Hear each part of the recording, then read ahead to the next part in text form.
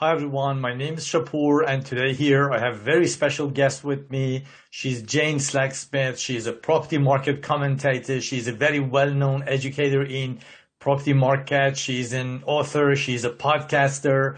You can see tons of podcasts on the internet by her, and she's been awarded Australia's Mortgage Broker of the Year twice. She's a co-creator of the Ultimate Guide to Renovation and so on and so forth. Hi, Jane. Thanks so much for being with us today. Oh, it's a pleasure. Thank you so much for inviting me. Thank you. So as for capitalization, I think you just touched upon the budget that we spend on the project. And it happens to the majority of potential renovators, when they get into the job, they tend to overrun the budget. So is there any way to avoid this? Look, knowing upfront how much you have to spend on the property, and that comes back to understanding that pricing disparity or pricing difference between the renovated and the unrenovated properties is important. Understanding the costs and the work involved also helps. And there's different types of renovation. So we talk about the repair, refresh, rejuvenate, revamp, restructure, and all of these are kind of different amount of effort and money. So when we talk about the repair, sometimes that's just, putting on some kitchen doors that have fallen off, cleaning the landscaping up and, just making it look a bit better. And that doesn't cost a lot, more elbow grease than dollars. And then we have the refresh, and the refreshes might be a paint, for instance, new carpet, nothing significant. We're talking in and out within the week. And then we have the rejuvenation, and that's really like the new kitchen, the new bathroom, paint throughout. The revamp, restructure actually is probably the next big thing that your listeners be interested in. And that's really that major structural renovation, which usually means you have to go to council, get approval, knock off the back, put on the butler's pantry with a big kitchen and a living space. And that takes a lot of time. And what we've seen in 2022 in particular, we've got timber supplies have been limited. We've got the cost of timber going up 15%. We've got the cost of steel going up 42%.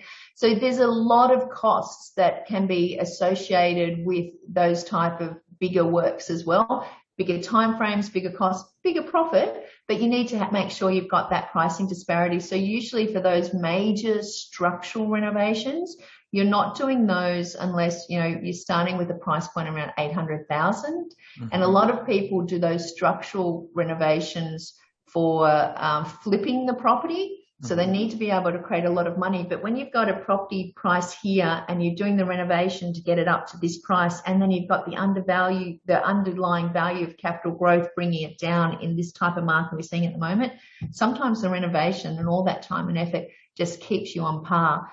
And the problem with that is that if you are flipping a property, your target market is owner occupiers, your mums and dads with kids.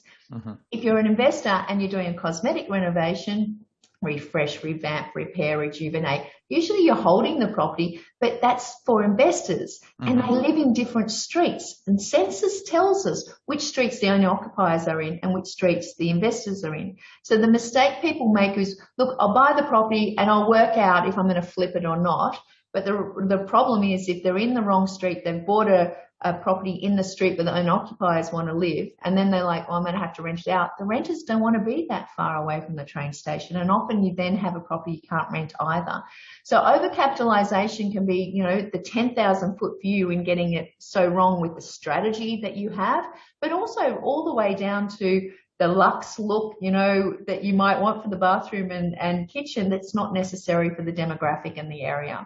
What you just mentioned about structural renovation leads me to my next point for discussion, and that is the what of renovations. We know some of the items we tend to renovate would be low return items, while some others would be high return items, of course. Most people, again, tend to spend too much on low return items. In these areas, when you spend too much on them, your money is gone with the wind, I think. But with high return items, everyone knows there will be some good return on your investment. Can we have examples of these different categories, please? Well, there's probably something even worse, Japur, and that's no return items. Yep. And so they're like you buy the property and the electrician comes in and says, this switchboard hasn't been updated. We have to go and spend $5,000 for the switchboard. No one sees that. Everyone expects you've got safe electricity, right? So that's like a no return. A low return item could be something as simple as, it's a nice to have. So it might be built-in wardrobes, for instance. It's the 5%er that is at the top where people are walking through going, oh, and it's got walk-in wardrobes. It's not the wow factor of the high return items, which is, the beautiful kitchen or the bathroom, and, you can really get a luxe look for less for some of those items. So for instance, you can have like the motel look tiles all the way to the ceiling, which gives a luxe look in the bathroom, but it's only like $25 a square meter tiles. Like, we're not talking, the marble $80 a square meter tile. So you're getting some nice looks that allow you to actually have that kind of wow factor when people walk in and go, oh, darling, I have to rent this place because I love the kitchen. And you're like, great.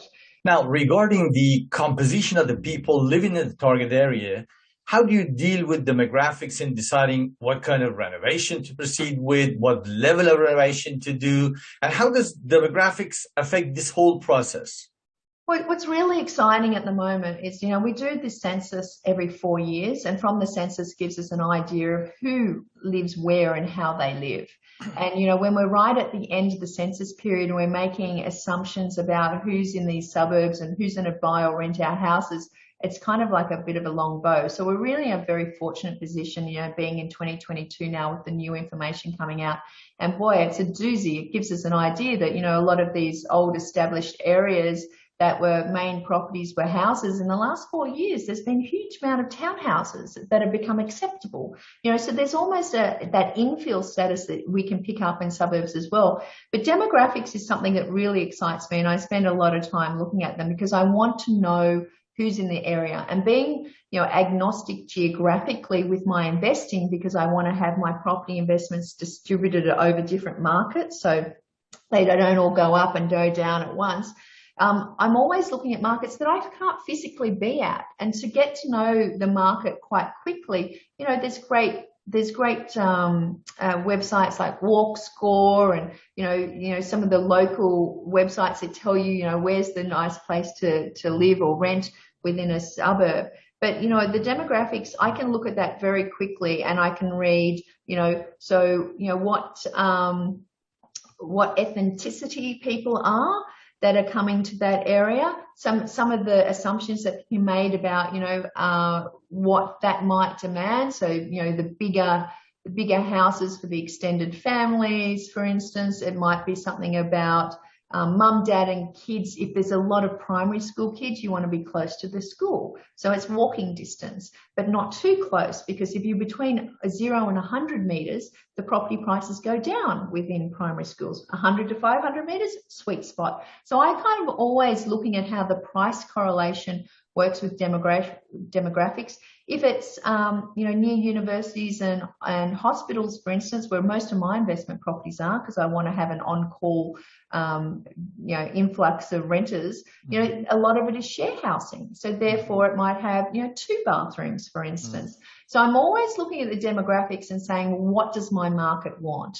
And I'm also, when I'm looking for properties, I'm looking for every 10 properties I look and inspect to buy, I'll also inspect 1 property for rent, because I want to hear what the people are saying. It's like, darling, it doesn't have the security or the fence for the dog, or I can't see the kids in the backyard from the kitchen window, or I would like to have foxtel, or there's no walk-in wardrobes. So I'm listening to what they want, and I'm making my assumptions when I'm assessing the properties to buy to go, well, how much is it going to cost me to add this to that property? Exactly. What you just mentioned about demographics rings a bell. A friend of mine, this developer friend of mine, built a townhouse in the east of Melbourne, where he decided to have a special facade design due to the fact that a specific ethnic group lives in the area and that they would possibly like that type of facade. But unluckily, what he miscalculated, I think, was the fact that the target ethnic group formed the renters section in the area. They rented properties in the area. They did not buy properties there. So it took him 6 long months in a hot market to finally sell the property, not for the price he was happy with, which was a huge loss on investment, I think. Well, So, I'll tell you a little hint that not many people know, and this is something that if you're buying in regional towns can help as well, is go to the local newsagents and look at the magazines that are there. So they might be magazines about, aeroplanes or guns or, art or craft or boats, and it gives you an idea about what the people in the area are actually, their interests are. So what the tastes are, yeah. Likes and dislikes, yeah. So a lot of a bit of an assumption that you can make. They're all assumptions. They're all working assumptions that we add into our toolbox to come up with a theory. But it's just another. It's not. I wouldn't make an entire property purchase on it, but it just allows you to get to know the demographic a little bit better. Is doing renovations limited to booming markets like, let's say, last year? Or people can also find good opportunities in softening markets like that of now as well? Because a lot of clients refer to me and say, the market is softening, everything is easing. Should we wait or should we buy to renovate? So what's your view on this? Oh, gosh, Shapora, such a good question, because on one hand, there is so much confusion and worry and concern, and interest rates are going up, and there's distribution and supply issues, and there's all of these concerns. And having invested over the last 4 property cycles, I've always just invested when I had the money and I bought the best possible property I can. And in a falling market, it means I'm buying a property that is better than the one I couldn't afford last year, right? So I'm always looking for the right property. And you could say, I could buy an $850,000 property today that's only going to be worth $800,000 next year, in Melbourne, for instance. But the reality is the property that you may want that would allow you to create the renovation or the rejuvenation that you want to be able to add equity may not come up next year. Mm-hmm. And what we're seeing at the moment is that there is supply, but there's not so many buyers. So there is opportunity. Now, when it comes to renovation, one of the fallacies around renovation is that as soon as you buy a property with a renovation strategy, you got to go renovate it. And the reality is you don't. You can wait 2, 3. I waited 6 years until I could afford a renovation on my second property. So, for me, it's around understanding that renovation gives you the opportunity to create a new buying demographic. So, people who want the renovated property or want the unrenovated property, but it allows you to actually not have to renovate straight away. So I have some opinions about the market and where it is at the moment, and they're contentious and they're against, I think, pretty much every other property expert. But as you know, as an engineer and a bit of a researcher, I try to find information where information is not readily available. And one of the things that I've seen that's of interest, we're expecting 180 to 240,000 immigrants to come to Australia in the next year. Now, if we're conservative, that's 40 to 50,000 households. We know we don't have that many empty properties at the moment, so expect rents to go up. Rents go up, yields go up, property prices go down, rents go up higher. The people in the stock market start getting all stressed going, I should put my money in bricks and mortar. They come back into the market. And what happens in 12 to 18 months' time is the people who turned up here as immigrants, let's say 10% of them want to buy their own home and they start buying their home, they're going to start putting the market up. So what we're going to have, if we do have, some kind of stability and we have the 10 to 15%, reduction that some of the experts are talking about in the market, I don't think it's going to last for long. I think, we're probably on a 12 to 18 month decline and then ramp that up. And I think immigration is going to be one answer to that. But we're also going to have the cost of building and the new supply pipeline coming on is already limited as well. So we're not going to have homes for these people to go to. So I'm actually, I'm all for the fact that, yes, there's some sentiment that is driving the market at the moment. Mm-hmm. But we had 2 years, the most amazing growth ever, where we had the assumption that we needed an immigration to push the property market up. And it happened because people decided to trade in their home and trade up. So I'm really, I'm not all, fairies and unicorns all the time. It's not always a pretty place and optimism, but I'm actually quite optimistic about the future. And I think if people can find a property that they can negotiate well in this market on, and have one with a renovation strategy that they can put the renovation in place when it suits them, they could probably get a much higher rent. I've had rents go up by 20% in the last couple of months with some of my properties without me even pushing it. It's just the market has dictated it, and there's almost a bidding war for it.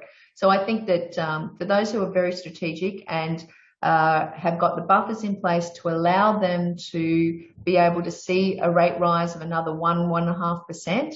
And bear in mind, the lenders are already putting a 3% on top of what they think you can borrow. So they've already worked that out. Have a bit of cash put aside just in case. But, you have all those risk mitigation things in place. I really think at the moment, it's a really, really good time to buy. Sure. Jane, thanks so much for your presence and insights. Today, I've honestly found your answers here sufficient proof why people in Australia have dubbed you the Queen of Renovations. Thanks indeed. Well, I look forward to your next impromptu call. Sure, I'll just give you the trouble. Thank you. All the best. Thank you.